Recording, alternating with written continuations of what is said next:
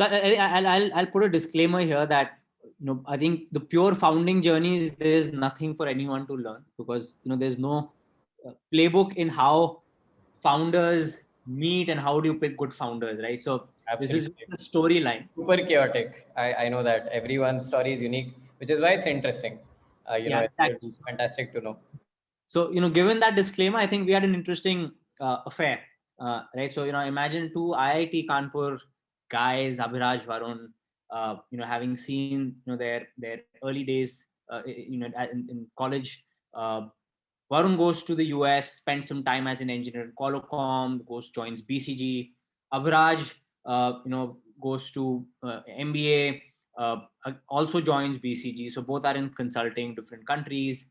Uh, you know both chit chat and finally convince each other to start something at the same timeline. I am there in the US, deciding what I want to do in life, finally decide to come back, go through this journey. We get introduced early on just because you got to make friends. New country, you got to make friends. Right. I don't know anyone, so that's how I get connected to Abhiraj, because very close friend introduced us, and we are in touch. And this is the flirting zone, right? There's no marriage of sorts yet. So you're dating. They have a different affair they're chasing. I have a different girlfriend I'm chasing. Our projects. It just so happened that after 6 months. Hey Raghav, thanks a lot for agreeing to do this. Really looking forward to chatting with you the second time. I mean, you met our community on the Slack channel, and thank you for doing the podcast because we do it all together. Would love to start from the early days. Very curious about your journey when you started out. Growing up, any early influences on building or creating, and if those influences stayed with you when you decided to start Urban. Sure. So thanks for having me, Arul. I think so. I hail from this place called Kanpur. Um, you know, and been born and brought up there. Family parents have been in the education sector, so I've been very familiar with um, hard, tough, very service sector, operationally heavy, ways of running the show. um, I think real transformation started to happen when I actually went to the US. So coming from Kanpur, small town ethos, going to Berkeley, living in San Francisco for 6 years, that was a good jolt to the system. Um, so just to add more context, so I did my software engineering from UC Berkeley. Had no clue what that really meant when I went there. Only in hindsight, it makes all of it make sense. Options were doing economics, mathematics, computer engineering, and anything. um, I think the interesting things in the US, which probably shaped some of what we are doing today. So I call it the era of marketplaces. uh, 2008 is when Uber, Airbnb, all of these started to form, and it was the first time, and at least in my opinion, where tech started to play a deeper role, more than just the pure software or the pure data kind of tech. Um, and you very operationally intense industries were starting to see a lot of tech. I also spent a little time in Yelp, which is a local services player in the US. And now I was there when they were very, very young. Now it's a fully IPO'd company. And I think that's what left a thought in my mind that, how lovely is that, where you can actually empower the smallest unit of businesses through tech. And it doesn't have to be the most out there tech, right? It's just, you're just solving tough problems through it. I think that's what, struck a chord with me. So when I came back in 2013, and I was young, I was crazy, I was passionate to have taken those bold moves then. The first thing I do is I have my first startup um, called Buggy, and it was with the idea of, can we actually solve for ride sharing, very similar to an Uber for X kind of a model. And I did that alone for about 6 months. Again, very similar in the theme, right? Like, can we empower the most atomic form of business, which is that one individual person trying to make a living? And I think Urban Company kind of is a more superset version of that. So I think that's how it all began. Obviously, a big part of this was, when I was doing Buggy, Varun and Abhiraj, my other two co-founders, both were also with BCG, also going through their first time entrepreneurial journey.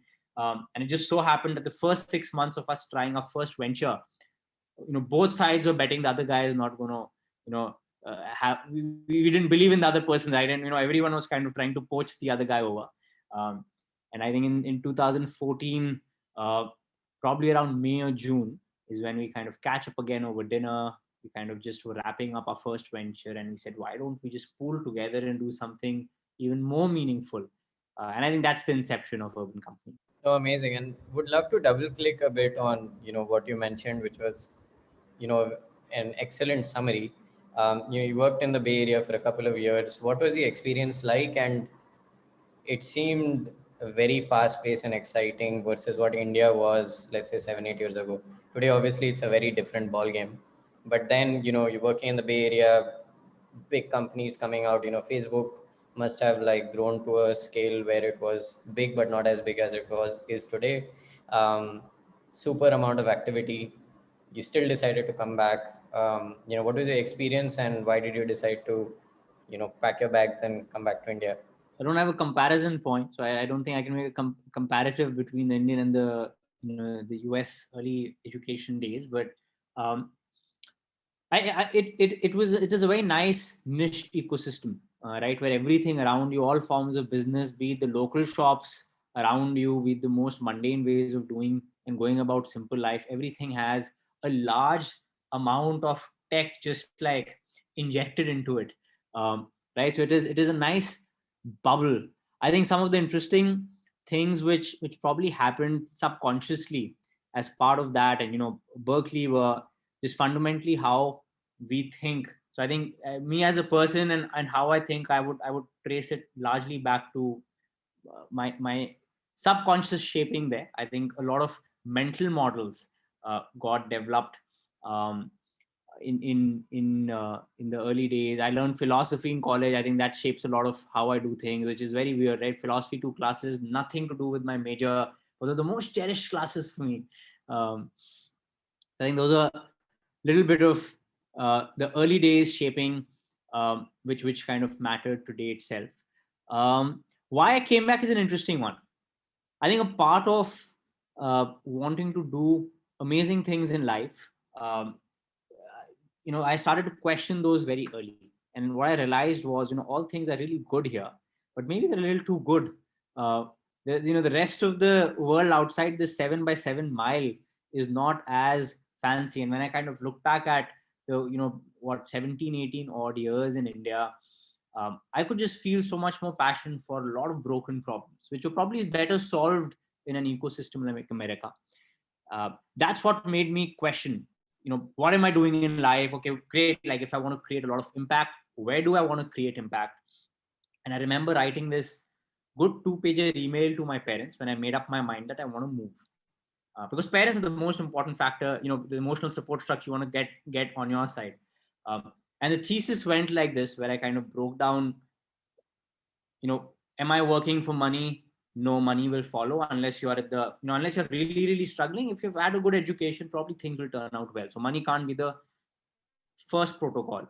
Am I working for experience? Am I going to follow the typical path of engineering to MBA to something business? And I realized, well, the kind of stuff which I want to do, experience is not going to teach me much. If I have to start a company, solve an unsolved problem, then experience is not going to matter as much as it might matter for other scenarios. And ultimately, it concluded with, if I have to do things which are passion led, I should just take a plunge. If it means coming back to India, leaving all of those great things, great, so be it. How does it matter? Life is short. So I think the sooner you start, the better you'll gain. And I think that was it. It was a very simplistic, very first principles based reasoning, which I gave myself. And that's it. It took me 6 months from inception to literally coming back here in India. Amazing. I mean, that's pretty thought through, I would say. A lot of people either have this extremely detailed thought process where, they share it with everyone, they write everything down, or they just like on a whim, they're like, hey, I'm going to do it. So very, very cool to hear that. And you spoke about Buggy. Any learnings from there? Auto rickshaw aggregation probably was much earlier than Your timing was a bit off, I think. After that, 5 years later, Uber and Ola have obviously been going very aggressively on auto rickshaws, especially with COVID. But what were your early learnings, and anything you could share from that journey? Yeah, I think in retrospect, the space was great because this is pre Uber. This is when Ola was starting to expand. This is the taxi for sure era, uh, maybe even a little earlier. I think what went wrong for me personally was the theming, the not the theming, the thesis on the space, the um, what it will need, and perhaps even the ambition mismatch. Right, it's the first venture, so I actually didn't know how to place it, and I think you got to a young engineer 23 years old is the kind of persona you want to imagine. So for me it was a crash course into MBA, it was a crash course into consulting.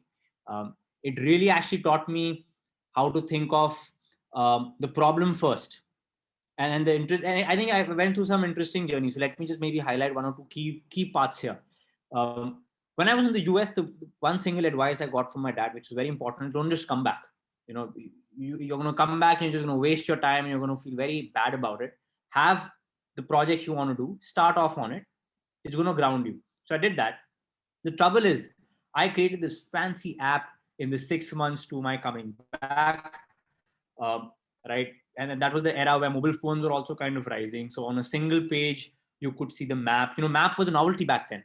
So I did all of that, and I land back, and I'm like, and that was not it. It wasn't an auto rickshaw app then. It was more of a ride sharing app. Then I go back and I think, well, no one's actually using it right now. And the first thing is I have to go find people to use the app. The app is not even relevant. First Yeah. thing is I need to find people who actually have this problem. Right. Discarded this, and I changed the model to saying that's when auto rickshaws got introduced. That the demand will be very similar. Short, small distance, low cost. Let me first change the supply so that the demand is the same, and I kind of did all of this. And kind of taught me, well, I have to first make sure whatever I do, problem needs to be real. Solution will change and iterate. Solution is not the starting point. I think this was one big thesis, and through Urban Company, I can only give like the countless number of times.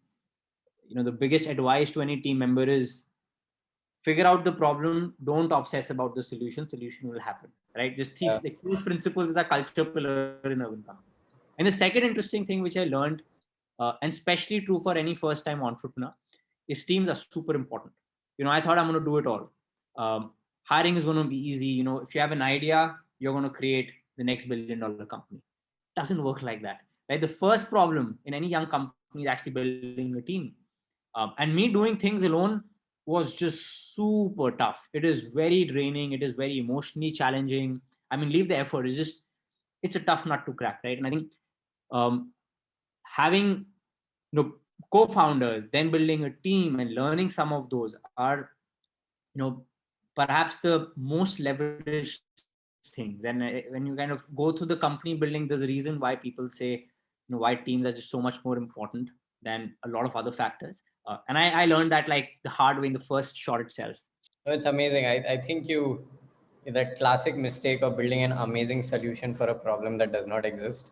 A lot of founders go through that, and it's interesting. You found that very early on in your first company. You mentioned you guys knew each other but didn't know each other too well. More like not like friends but competitors. How did you guys come up with the idea? What happened in that dinner that you were mentioning? What was the process? And then you're like, hey, let's do this. Obviously you mentioned Yelp, which would have been in your mind, having spent some time there. But could you walk us through the process of actually creation and like saying, hey, this is what we want to do? So I'll put a disclaimer here that I think the pure founding journeys, there is nothing for anyone to learn, because there's no playbook in how founders meet and how do you pick good founders, right? So this is Absolutely. the storyline. Super chaotic. I know that everyone's story is unique, which is why it's interesting. Yeah, It's exactly. fantastic to know. So given that disclaimer, I think we had an interesting affair, right? So imagine two IIT Kanpur guys, Abhiraj, Varun, having seen their early days, in college. Uh, Varun goes to the US, spends some time as an engineer in Qualcomm, joins BCG. Abhiraj, goes to MBA, also joins BCG. So both are in consulting, different countries. Uh, you know, both chit chat and finally, convince each other to start something. At the same timeline, I am there in the US, deciding what I want to do in life. Finally decide to come back, go through this journey. We get introduced early on just because you got to make friends. New country, you got to make friends. Right. I don't know anyone, so that's how I get connected to Abhiraj, because very close friend introduced us, and we're in touch. And this is the flirting zone, right? There's no marriage of sorts yet. So you're dating. They have a different affair they're chasing. I have a different girlfriend I'm chasing. Our projects. I just so happened that after 6 months, um, you know, both don't go anywhere. All three of us were kind of very serious about doing something big. So when we kind of gathered together, very organically, it was just one night which I think changed our trajectory. There was this dinner which Abhiraj was hosting at his house. I remember, where he says, why don't you come over? And this is after I've not seen them for 6 months. I've not seen you for 6 months. I was in Kanpur then, and this was in Delhi, and I had to take a call. And I was 1,000 other projects were happening, the small tiny ideas and all mini projects. And that's when I had to take a call: is this going to happen or not? That am I going to fly there or take the train and actually do this dinner? Because if I do it, that's it. It's going to just set things in motion, and God knows what will come out of it. Um, and I take the plunge, and we have a good time, and that's it. After that is just a soft ideation phase of the other 10 ideas, all brainstorming. UC was not the only idea. We had multiple other things we could do. But I think the consensus was we want to do something which is going to be bigger than us, because then it's not going to otherwise satiate our ambition. We are going to do something which is going to scale and solve a daily life problem. We weren't excited by solving the high octane, niche but high value problems. We wanted to solve mass problems, and we wanted to do something which could be scaled using tech. Right, just as young people, we couldn't see ourselves building something. It's very operationally intense and traditional in that sense. Uh, and given our 66% of the team was very heavy duty consulting and top consulting, we built a fantastic case. This time we did it right. We went problem first, research, were very sharp on what we need to do. And we just started. It took us, once we decided we need to solve the services sector, it took us literally 1 month to launch, and we launched on 10th November. The model of course changed, which I think we probably will talk a little later, but yeah, once decided, we just shot the bullet. Amazing. And it must have seemed like a super challenging category, because you guys were trying to build a tech first business. This is so people involved, and when Mazen talks about how you guys are digitizing household services, such a people intensive value prop. Where did you guys think technology could be useful? And very curious to understand that, obviously in the early days, and then we can talk through the journey. So I'll maybe scope this answer to just the early days. Right, our early day, first 2 years of Urban Company looked nothing like today. We actually didn't think it is going to be people intensive. uh, this is a whole debate on a whole episode probably just on evolution of marketplaces as well, right? um, so when we started, the whole debate of you can either be horizontal or vertical. Services sector actually has never seen a very large global player. There are some examples of some verticals which haven't been like boomerang stories. I think only recently has this become a little more of a done thing. So we started as a horizontal. We thought we were going to do a good job at putting a tech layer by letting professionals come on board. And by that time, we had 10 categories. And the professionals meant wedding photographers, yoga instructors, fitness trainers, salon therapists, and so on and so forth. And we let customers and partners interact. At that point, so it wasn't a classified. We thought it is a very full stack play, but it's kind of if I look back, because what we were doing is we were basically skipping the process of negotiation, right? The customer will tell us what he wants. The partner will be the one who will reach out to the customer. So this is in the industry parlance, it's called a reverse auction, right? Reverse auctions are the thing, 6 years back. And basically this shortened the negotiation. So if you and I had to kind of negotiate, I'll say what I want. I will be connected to 5 partners, and then the customer and the 5 set of partners could just interact, chat, go offline. We stored portfolios on the company. This is what we did. And I'll leave it at this statement. This did not work.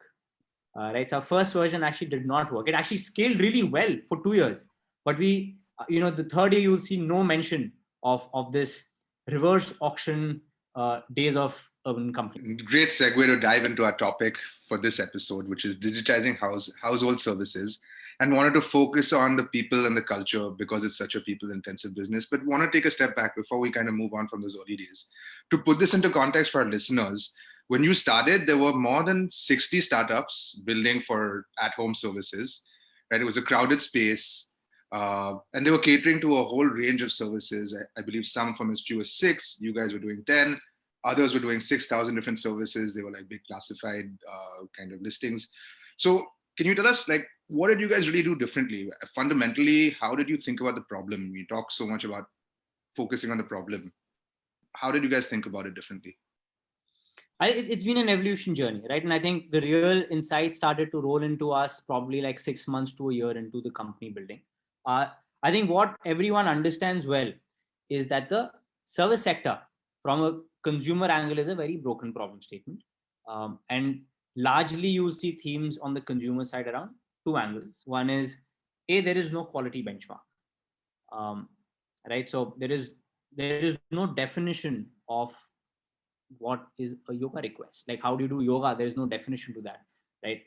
What exactly is a plumbing job? I mean, all we as consumers, all we can talk about is plumbing. There is no, like, the SKU of plumbing does not exist, right? I think the most nuanced service category probably is, barbers or beauticians, because at least there is some menu to it. But even there, how to do it is kind of left open, right? I think this is a huge problem in the service sector, which is there is absolutely no definition. And second problem is there is no quality either. So the supply chain of what delivers this is extremely broken. And I'll give you some symptoms which you guys would relate more to, but like, no one would ever show up on time. So the construct of on time was just inexistent. I mean, we'll all have to take a day off. The plumber is like, yes, sir, I'm going to come tomorrow at 2. You call him at 2 o'clock. Sir, yes, I'm busy. I'm just on my way. And by 5 o'clock, the guy's going to be like, acha, aaj nahi hone wala, sir, kal aa jate hain. Right? And your day is gone. And we accepted that life, honestly. Like, the surprising part was it was okay. And this is one area, right? Like, just the quality of service massively broken. A definition in here to service to aap chhod do. And this was the starting point. I think people understood this. Where people were scared was how deep do you want to go to solve it. Right now, services across the board, all categories are very broken. They all struggle with the same symptoms. What it takes to solve them might be a little different. In fact, it's not even a country-specific problem. All countries have as much of a broken problem. Initially, we thought if you're going to be a horizontal, you won't get the opportunity to go deep. It's not the done thing. I mean, who does that, right? Like, who builds a horizontal pillar and also then verticalizes? Makes no sense, right?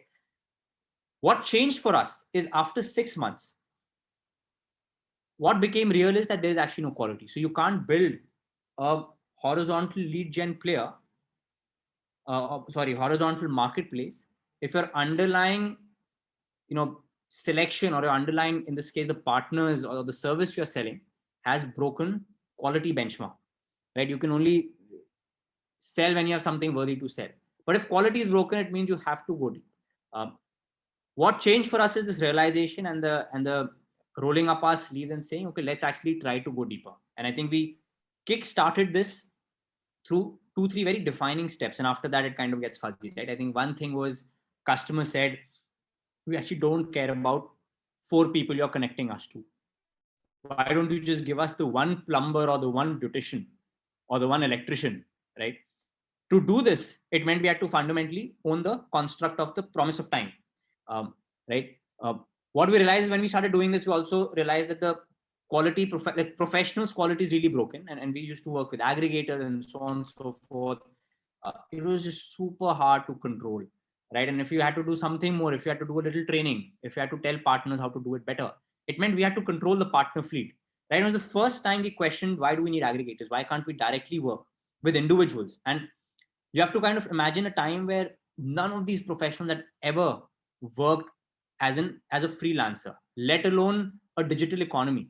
I mean, I remember times where we had to buy phones for our partners because they didn't have smartphones to do business.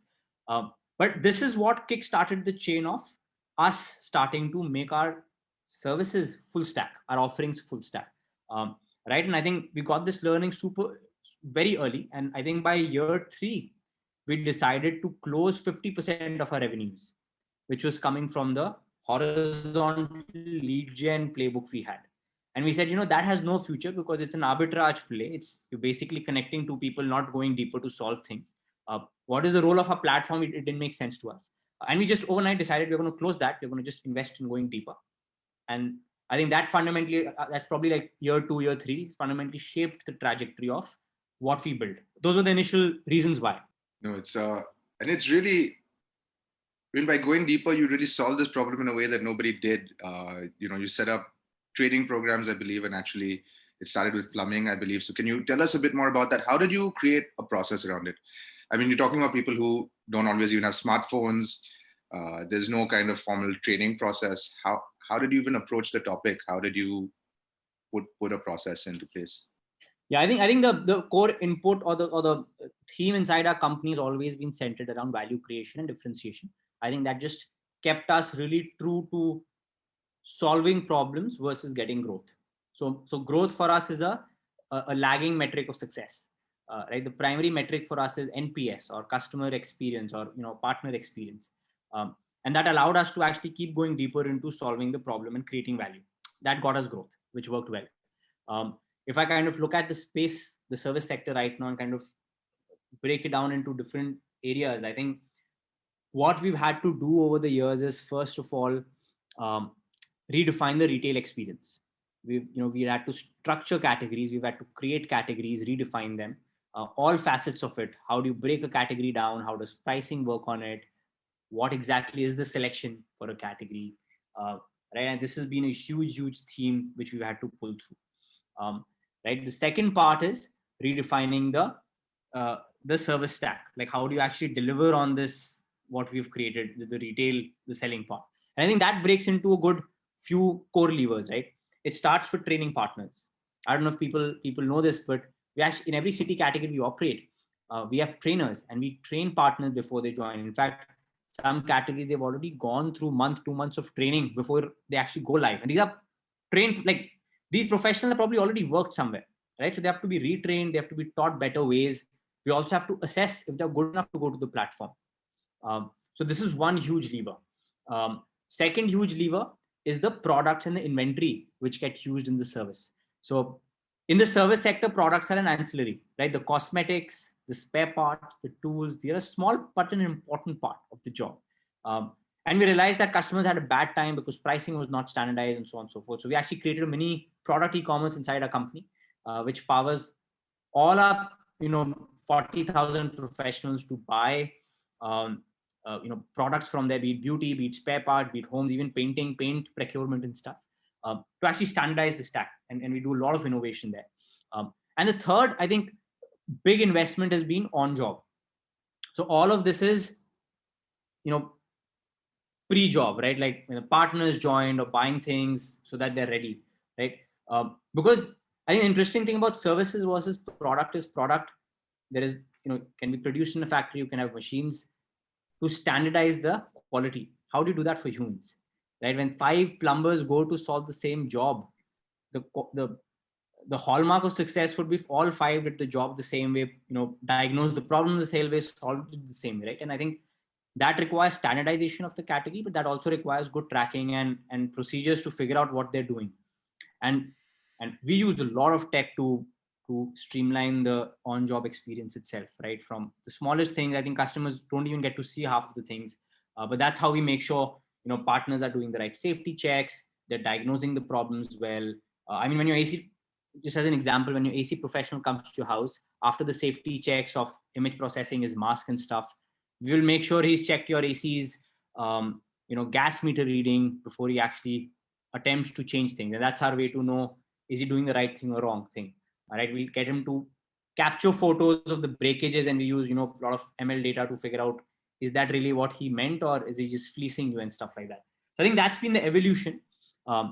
Tech is just how we do things. All of what I'm talking about is how, where tech gets used. But this is the depth to which, at least so far, we've been able to figure out what goes inside. No, it's amazing. I mean, you essentially, like you said, created a standard for quality, which is no small feat. But also wanted to talk a bit about the other side of that, the human side. I mean, the people, right? And you talk about the culture, and all founders talk about the importance of the team. But I think what you guys did was really unique, was empowering these service professionals, right? Because they're so important to your business. And so how did you do that? How did you show them a path to financial freedom in a way? I think that one of the most emotionally heartening things for a lot of folks at our company is the partner impact.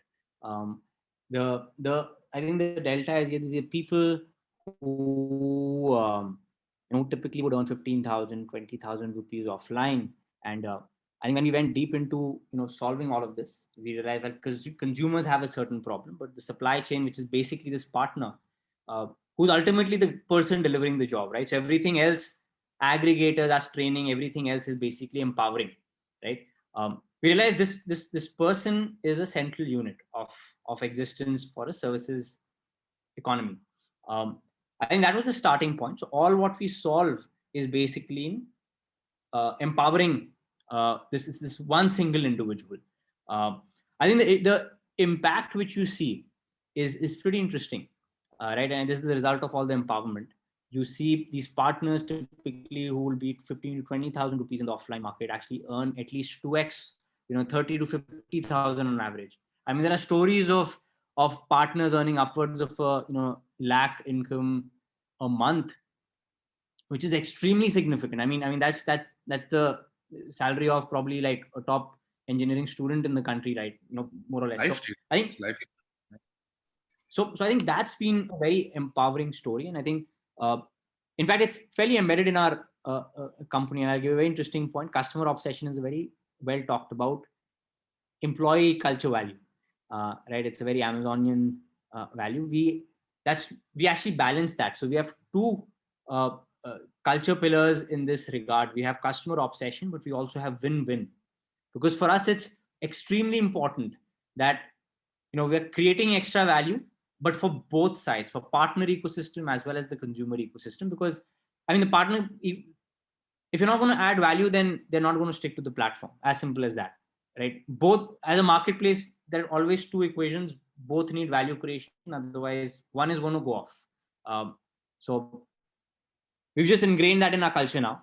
So versus business starting to show by weaker retentions, who wants to wait for those 5 years cycles to happen?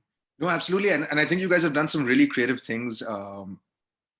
I heard something about some kind of ESOP programs for contractors. Would love to hear more about that. I mean, it's not just, you're actually putting your money where your mouth is, right? You're actually giving them shares as well. So first of all, how did you do that? How did you explain what ESOPs are to these contractors?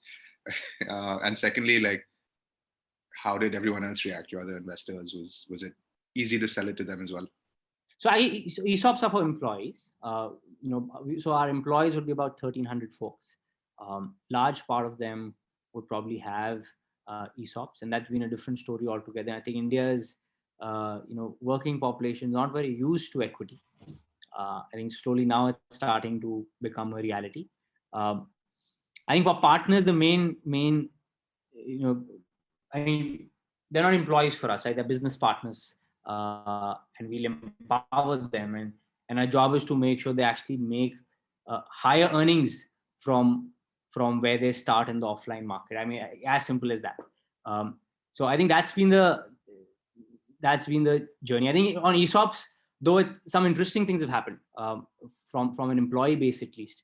And it's not just us. A few other companies who've done a great job here, but we've had to really make. So I think I believe that it's very important we give ESOPs as a community, and people might or might not understand it in the short term, but in the long term, everyone's going to be very thankful because that's the only good way to create compounding value if you're going to join a growth startup. Right. And we've seen so many older employees be very grateful that we fought the battle and we made sure they have a good chunk of ESOPs. We've also had multiple secondaries in our company to make it very real across the years. I can count at least 3 in my head. So I think it's taken some effort to make ESOPs and equity very real for internal employees. No, of course, amazing. And what about retention on the service provider side? Have you thought about how do you guys go about doing that? The one kind of thought that comes to my mind is what stops them from them just reaching out to the person that they work with in the future? How do you kind of keep them on the platform? So you either have a carrot or a stick, right? I think stick approach is useful, but not a very healthy approach. Stick would mean that we are able to detect someone's disintermediating us, and then we are going to intervene. The problem with that is, detection is fine, and small nudges to correct their behavior is also fine, but too much of stick is not going to help. I mean, they're just going to leave. So what for us the battle is on creating enough of carrots, which is the value creation. All right, and unfortunately, there's nothing fancy about what I'm going to say. It's just making sure they derive enough value, and a lot of value is going to be in their earnings, but there's some non-earning related value as well, right? So let me see if I can articulate a typical value stack for a partner. This partner wants to earn a decent amount of living. If he's working harder or she's working harder, they want to earn more. Our platform will fundamentally make that happen, right? Our platform is not going to be suited for someone who wants to work for just a few hours in a week. Right? It doesn't work for either side. We don't have the predictability of when they will work, so it doesn't work for our customers, right? And that goes kind of back and forth. So it works for people who are ambitious, who want to work harder and who want to earn money, right? It also kind of helps them by being a partner, an equal partner to us, to the customer. I think especially in India, there's this whole construct of the serving and the served, right? And that is just ingrained in the society. And I think our partners really appreciate and love it that they can wear a uniform, they can represent the company, right? And they feel very respected. They don't have to wait for customers if the customer is not on time. And so many times that used to happen, right? I'm in the mall, partners waiting, aap 1 ghante aur wait kar lo.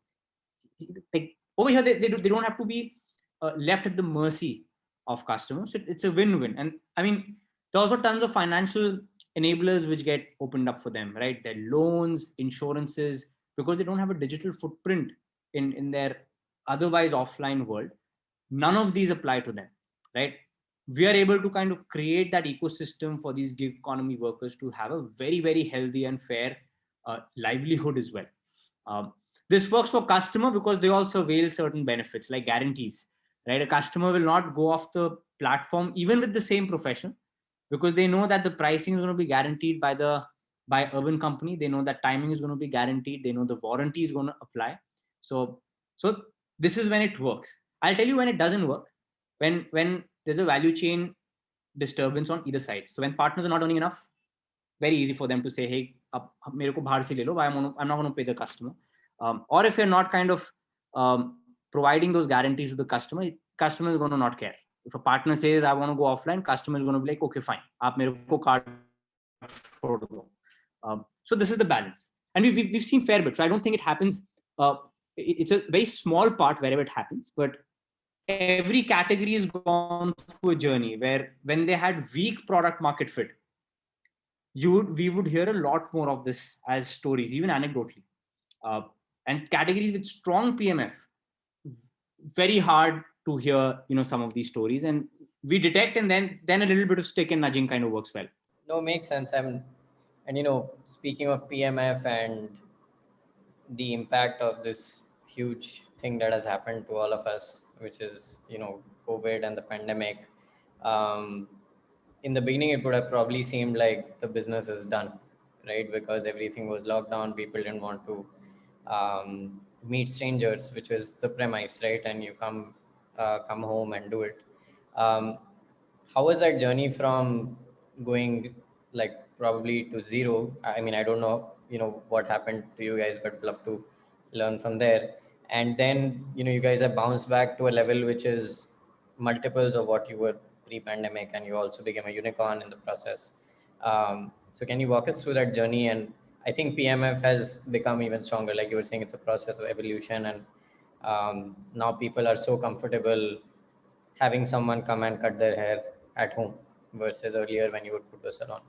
Yeah, pandemic did make us go to zero at the peak of wave one, and I think the way I look at it, last year was a year of us just understanding how this, how pandemic times work.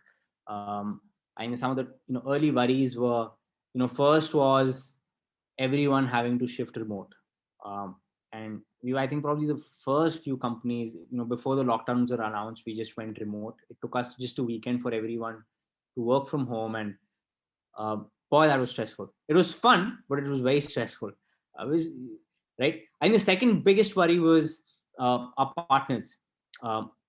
We are a business of not just, pandemic for us was not just about lives. It was also about livelihoods, because for partners, it's kind of a, convoluted discussion. They both kind of relate to each other. You have to kind of understand that, partners earn by the week, or the month. That they probably don't have as much of wealth just saved up. So if they're not going to earn, that's a huge deal for them, right? That's going to bother them. And I think that's when we started to figure out how do you kind of make sure livelihoods are not as badly affected. It kind of meant pulling in some very interim levers, like giving them short-term loans, actually no interest loans, right? Up low, when earnings start to come, it's okay. We'll figure it out. No interest earned. We created a fund pool to kind of figure out folks which are suffering. You just have a emergency fund of sorts, and some of those started to kick in. I think when the business was halted, we spent a lot of time just training internally between inside the team. We had a lot of training programs. Every single employee was also calling partners to tell them and get them comfortable with this is what is happening, giving them the visibility. I like right now we talk about pandemic like everyone knows about it, but back then we didn't know if this is the real thing or not, right? A large percent of population thought this is all like BS, and it's just some ploy or conspiracy theory. And we really had to educate each other and make each other feel comfortable that things are going to be tough. We are there for you. Talk to us. And we did this for employees, for partners. I think this is largely what happened in the first phase. We worked a lot with the government to figure out the mechanics of it, opened up very essential categories, and required a lot of engineering of categories and stuff, right? Like we had to completely go contactless. We had to work very hard on safety procedures and hygiene, because that was 99% of someone's concern. Someone's entering your house, right? Your ACs, you're living in your house, your ACs will break, even more bothersome. But the guy coming into your house still needs to have like absolute standards of safety.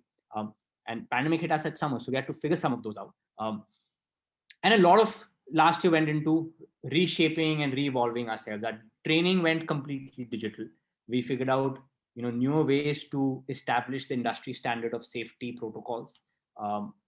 We even reshaped some services, right? Something as for the women in the audience, threading, which is a very interpersonal thing, we figured out a contactless way of doing it, and that's an example, right? We did this across categories, and I think that was the silver lining for the pandemic over the year, right? It was a forcing function for us to look inwards, to innovate heavily into what mattered. Growth was not a looming stress for any of us, because you can't do anything about it. So it really helped us build the business well from its core out. I think it was a great forcing function. It was a great forcing function for us to leapfrog when it comes to digitizing of our business. As a tech company, there's also a spectrum. I think this just gave us a huge step jump. I think the other interesting thing was more external, which we actually didn't control. I think just the ecosystem has gotten just so much more sensitive to safety and hygiene. That gave us a good tailwind. As a company which is known for standardizing and quality, for customers' mind, those also became more important pillars than other things. Right. So a lot of customers, right? Like, I don't want to go to the salon, I don't want to go to the mall, I'd rather call someone home. And it induced a lot of trials. And I think people were fairly excited to try this at-home version, which otherwise probably would have taken them a little longer to hear about us, right? The wider audience. So I think those few things worked really well. We were able to deliver on promises. We upgraded the promises. Customers also wanted, to avail us more, and I think that gave us a very good hockey stick back upwards. I think this year we've hit our highest peaks. The older peaks are much smaller. We do over 1 million orders a month. So I think that's been great. Some categories, there've been some magic categories as well. Men's grooming, rockstar success. I mean, I'm not a very good example of that, uh, but I mean, men are loving calling folks home every month, getting their haircut, because who wants to go to the local salon, take that risk? Ghar pe, short spend on the balcony, I can just get pampered and get a nice chumpy after the haircut and so on and so forth. So I think some of those have been good forcing functions to improve our PMF and um, evolve with the time. Yeah, you made a very interesting point of how you became the go-to because of your focus on quality, standardization, process for so long. And it's a very important point because you've been doing it for so long, and then when the timing is right, you can take a lot of advantage. I mean, everyone calls this luck, but you were so well prepared, you could take advantage of the situation.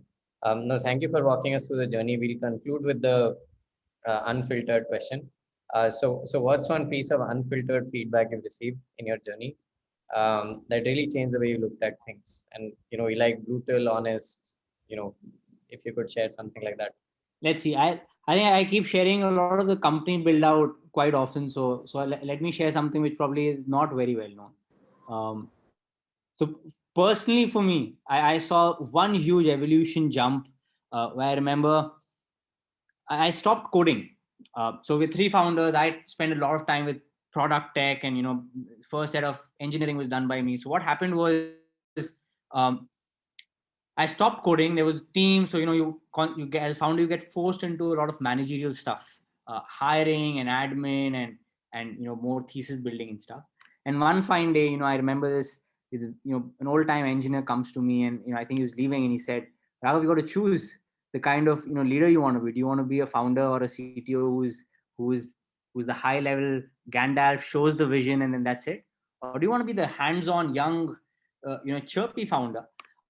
And he had almost a little bias in his tone, almost saying that to be the first one, you actually have to have the experience as well, and I mean, you should have also evolved and be that kind of a guy, right? Your personality needs to also fit into the person you want to be, and that for me was a switching point. I changed my modus of operation. Instead of I stopped managing for 6 months. I just spent 6 months literally coding myself, and this is something which I had not done for like 2-3 years. Right. And that actually opened up a very interesting perspective as a leader. It said that you need to be very hands-on in any company building journey, and the reason is everyone's sharp, and you can trust everyone you've hired, but everyone is working with a certain set of assumptions, and it's those assumptions which, as a founder, you might say is not hitting the mark, right? And when you do it yourself, you have the authority to change those assumptions, and you could probably have better global maximas versus a local maxima, right? And that's why it's very important to be hands-on, so that you know what's happening, why it's happening, why people are getting blocked. And I think that one simple unfiltered feedback changed fundamentally how I work, how a lot of other teams work, right? How leadership is getting groomed in the company. I think I really value that one singular feedback of not being high level, being very in depth and very hands on, not from the purpose of adding to the quantity of work, but just as a leader having the insight on how things are working and how to improve. No one else is going to tell you that. Amazing. It's a great note to end on. Thank you, Raghav. Before we open questions, just want to thank you for taking the time for doing this with us. It's been fun, Avril. Thanks for having me.